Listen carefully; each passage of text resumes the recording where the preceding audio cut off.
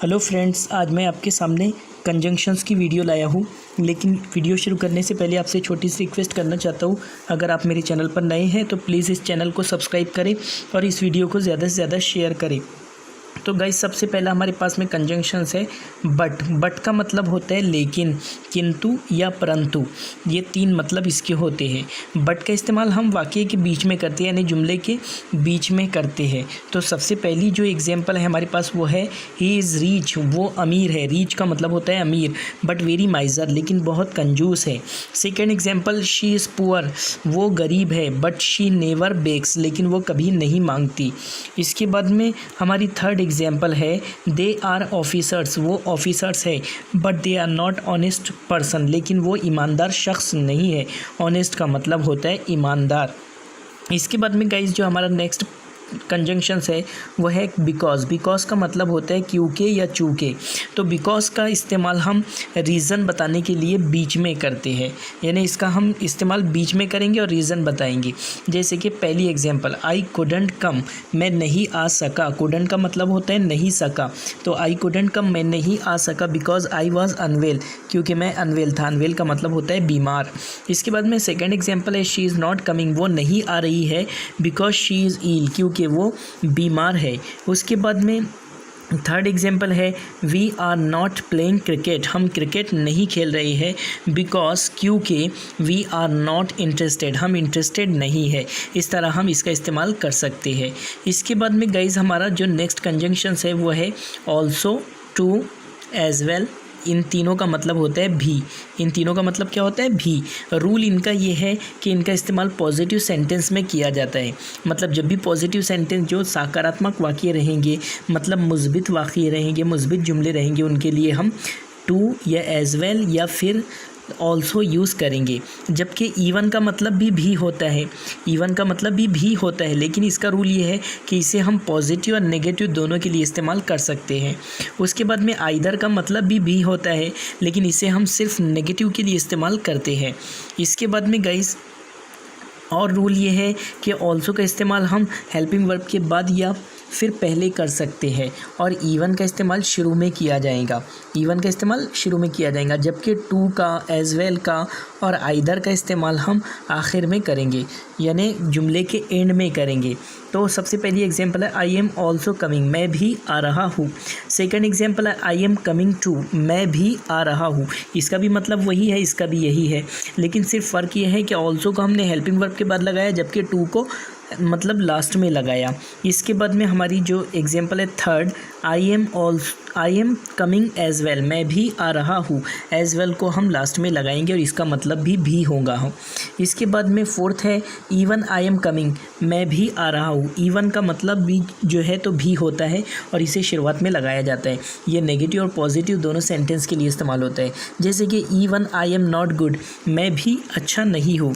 इस तरह एग्जाम्पल बोल सकते हैं। इसके बाद में sixth example, I am not good either, मैं भी अच्छा नहीं हूँ, यानी आइदर को आप लास्ट में यूज़ करेंगे। इसके बाद में I don't like fruit either, मैं भी फ्रूट पसंद नहीं करता हूँ। लाइक यानी पसंद करना। इस तरह आप एग्जाम्पल यूज़ कर सकते हैं। इसके बाद में जो है एज का मतलब होता है जैसे, और एज का मतलब होता है के तौर पर। एज का तीसरा मतलब होता है के नाते। तो पहले हम जैसे का मतलब देखेंगे, जैसे कि एज़ यू से, जैसे आप कहो। सेकंड एग्जाम्पल है एज़ यू विश, जैसे आपकी मर्ज़ी। थर्ड एग्जाम्पल है as I did as you said, मैंने वही किया जैसा आपने कहा। इसके बाद में आप के नाते के तौर पर या फिर के तौर पर निकाल सकते हैं। आई एम वर्किंग, मैं काम कर रहा हूँ एज अ टीचर, यानी टीचर के तौर पर। एज अ डॉक्टर, डॉक्टर के तौर पर। इट्स माई ड्यूटी, ये मेरी ड्यूटी है। इस तरह हम इसका मतलब निकाल सकते हैं। अब जब एज़ प्लस एडजेक्टिव और प्लस एज आई, तो इसका मतलब कैसे निकालना है? ये एज का मतलब होगा इतना, इसका मतलब क्या होगा? इतना। जबकि ये एज का मतलब क्या होगा? जितना। इसका मतलब हमें जितना निकालना होगा। इस तरह से मतलब निकाल सकते हैं। जैसे कि पहली example, as small as Ramu, इतना छोटा जितना Ramu. As short as Kabir, इतना शॉर्ट जितना Kabir. As silent as grave, इतना खामोश जितना कब्र को हम ग्रेव बोलते हैं। इसके बाद में हमारी फोर्थ एग्जांपल है एज रेड एज ब्लड, इतना लाल जितना ब्लड मतलब खून। अब उसके बाद में गाइज नेक्स्ट कंसेप्ट है as soon as. As soon as का मतलब होता है जैसे ही। एज सुन एज को हम शुरुआत में लगाते हैं। जैसे कि पहली example, as soon as I finished work, जैसे ही मैंने काम मुकम्मल किया, आई लेफ्ट होम, मैं घर से चला गया। सेकंड एग्जांपल है as soon as sun rises, जैसे ही सूरज निकलता है, द स्टार डिसअपियर, यानी तारे डिसअपियर हो जाते हैं। डिसअपियर यानी गायब हो जाते हैं। इसके बाद में इसका नेक्स्ट स्ट्रक्चर है as well as. As well as का मतलब होता है साथ ही साथ, और एज वेल एज का इस्तेमाल हम बीच में करेंगे, यानी जुमले के बीच में या फिर वाक्य के बीच में करेंगे। तो सबसे पहली एग्जांपल, ही इज़ काइंड, वो रहम दिल है। काइंड मतलब रहम दिल। एज वेल एज गुड, और साथ ही साथ क्या है, गुड है। गुड मतलब अच्छा है। इसके बाद में second example, she is reach, वो अमीर है। रीच यानी अमीर। एज वेल एज ब्यूटीफुल, और साथ ही साथ ब्यूटीफुल है। ब्यूटीफुल यानी खूबसूरत है। उसके बाद में थर्ड एग्जांपल, ही इज़ अ टीचर, वो एक टीचर है। As well as a doctor, और साथ ही साथ डॉक्टर है। इस तरह हम इसका इस्तेमाल कर सकते हैं, यानी जुमले के बीच में। इसके बाद की हमारी जो नेक्स्ट स्ट्रक्चर है वो है as far as. As far as का मतलब होता है जहाँ तक। जैसे कि पहली एग्जांपल, इसे हम शुरुआत में यूज़ कर सकते हैं गाइज। जैसे कि as far as I know, जहाँ तक मैं जानता हूँ। नो यानी जानना। ही इज़ मैरिड, वो शादीशुदा है। उसके बाद में second example, as far as my concern, जहाँ तक मेरा ताल्लुक़ है। ही इज़ नॉट क्रिमिनल, वो क्रिमिनल नहीं है। क्रिमिनल यानी मुजरिम। इसके बाद में जो थर्ड एग्जांपल है वो ये है, as far as I know, जैसे जहाँ तक मैं जानता हूँ। ही हैज़ 2 चिल्ड्रन, उसके 2 बच्चे हैं। इसके बाद की गाइज हमारी नेक्स्ट स्ट्रक्चर है सच। सच का मतलब होता है इस तरह के, इस तरह के। तो पहली एग्जांपल है, सच पीपल आर सेल्फिश, इस तरह के लोग सेल्फिश होते हैं। सेल्फिश यानी खुदगर्ज होते हैं। सेकंड एग्जांपल है, I don't like such boys, मुझे इस तरह के लड़के पसंद नहीं है। इस तरह के। इसके बाद में थर्ड एग्जांपल है, I have heard many such stories, मैंने कई ऐसी स्टोरी सुनी है। तो सच का मतलब होता है इस तरह की। उसके बाद में सच एज़ का मतलब होता है जैसा कि। तो पहली एग्जांपल है, आई हैव मैनी थिंग्स, मेरे पास बहुत सारी चीज़ें हैं। सच एज़ कंप्यूटर, जैसे कि कंप्यूटर, मोबाइल, एक्सट्रेक्ट्रा। इस तरह आप एग्जांपल बना सकते हैं। इसके बाद में सेकेंड एग्जांपल है, there are many people with me, मेरे साथ बहुत सारे लोग हैं। सच एज़, जैसे कि अब्दुल करीम, राम, एंडरसन वगैरह। इस तरह बोल सकते हैं। इसके बाद में नेक्स्ट स्ट्रक्चर हमारी है गाइज इन सच अ वे। इन सच अ वे का मतलब होता है इस तरह से। तो पहली एग्जांपल है, शी सा मी, उसने मुझे देखा। इन सच अ वे, इस तरह से, दैट शी लाइक मी, कि वो मुझे पसंद करती है। सेकंड एग्जांपल है, यू टॉक इन सच अ वे, आप इस तरह बात करते हो, इस तरह से बात करते हो, that I can't ignore you, कि मैं आपको इग्नोर नहीं कर सकता। इग्नोर करना यानी नज़रअंदाज करना। इसके बाद की हमारी नेक्स्ट स्ट्रक्चर है एज इफ़। एज इफ़ का मतलब होता है मानो, मानो। तो पहली एग्जांपल है, शी लुक्ड एट मी, उसने मुझे देखा। लुक यानी देखना। As if she wanted to kill me, उसने मुझे ऐसे देखा मानो जैसे वो मुझे किल करना चाहती है। किल यानी मारना चाहती है। सेकंड एग्जांपल है, ही इज़ ट्रीटिंग इन सच अ वे, वो इस तरह से बर्ताव कर रहा है, that as if I am his enemy, कि जैसे मैं उसका दुश्मन हूँ। मानो जैसे मैं उसका दुश्मन हूँ। इसके बाद की जो नेक्स्ट स्ट्रक्चर है हमारी वो है अदरवाइज़। अदरवाइज़ का मतलब होता है वरना। अदरवाइज़ का इस्तेमाल हम बीच में करते हैं, यानी जुमले के बीच में करेंगे। जैसे कि पहली example, I will study every time, मैं हर वक्त पढ़ाई करूँगा। अदरवाइज़ आई विल फेल, वरना मैं फेल हो जाऊँगा। इसके बाद में हमारी सेकेंड एग्जांपल है, शी विल एक्सरसाइज, वो एक्सरसाइज करेंगी। अदरवाइज़ वरना शी विल बिकम फैट, वरना वो मोटी हो जाएंगी। इस तरह हम बोल सकते हैं। इसके बाद की हमारी जो नेक्स्ट स्ट्रक्चर है वो है यट।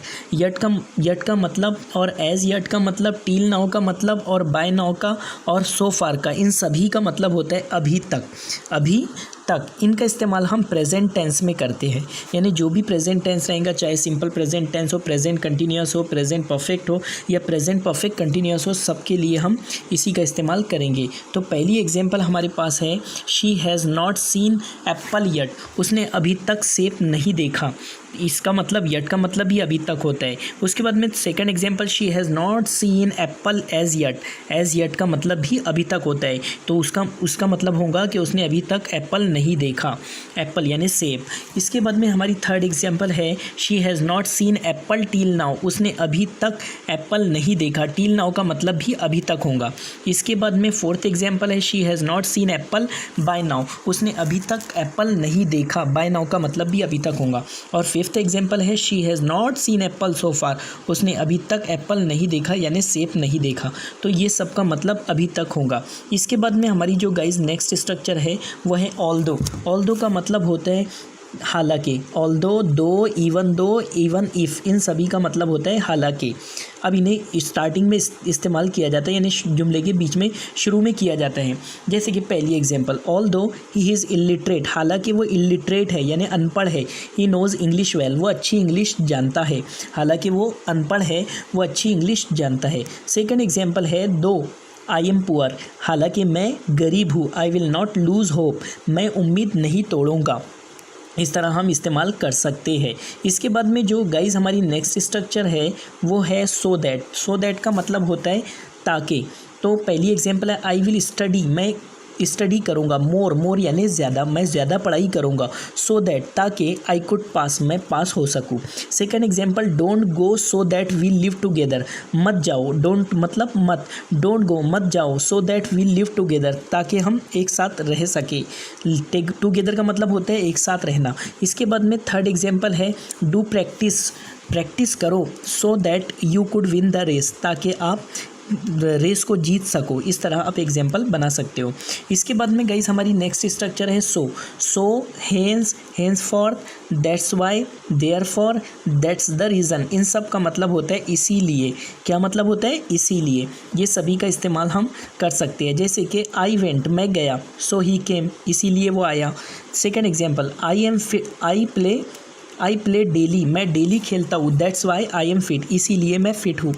इसके बाद में हमारी नेक्स्ट स्ट्रक्चर जो है वह है स्टील। स्टील का मतलब और इवन नाउ का मतलब होता है अभी भी, अभी भी।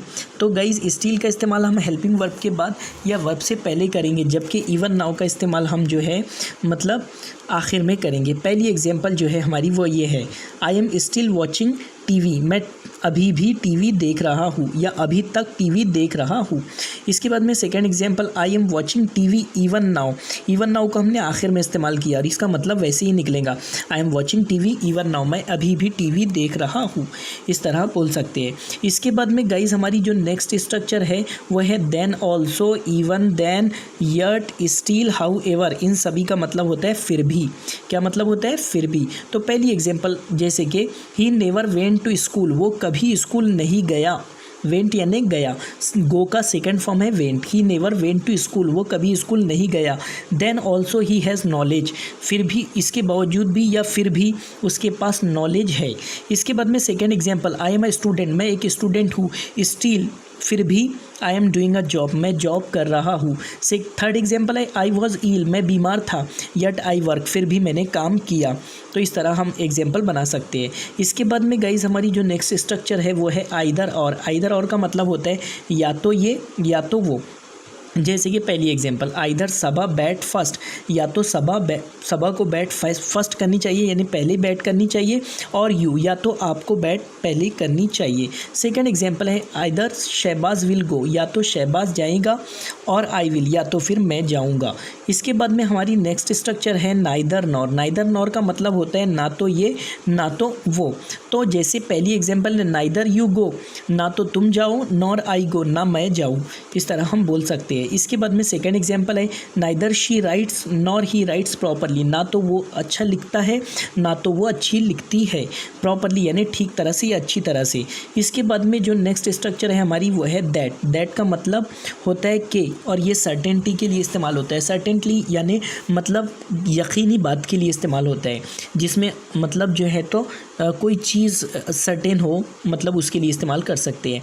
वेदर और का मतलब होता है के, इसका मतलब भी के होता है और दैट का मतलब भी के होता है, और इसका इस्तेमाल हम अनसर्टेनिटी के लिए करते हैं यानी गैर यकीनी बात के लिए करते हैं।